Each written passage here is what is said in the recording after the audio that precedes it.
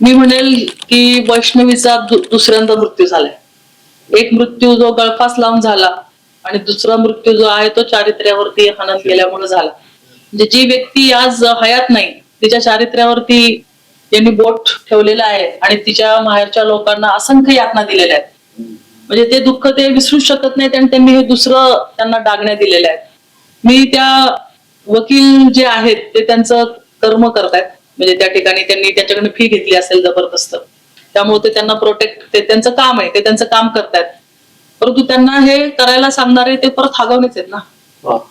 जे वकील त्यांचं काम करतोय, पण हे सगळं म्हणजे ते 6-7 दिवस जे बाहेर होते तो ते अभ्यास करण्यासाठीच बाहेर होते की आपण ह्याच्यातनं सुटायचं कसं. त्यावेळेस त्यांनी ह्या प्रकारचे सल्ले निश्चितपणे घेतलेले असणार. माझं तर पुढे जाऊन म्हणणं आहे, वैष्णवी कोणाशी चॅटिंग करत होती हा विषय नाहीये.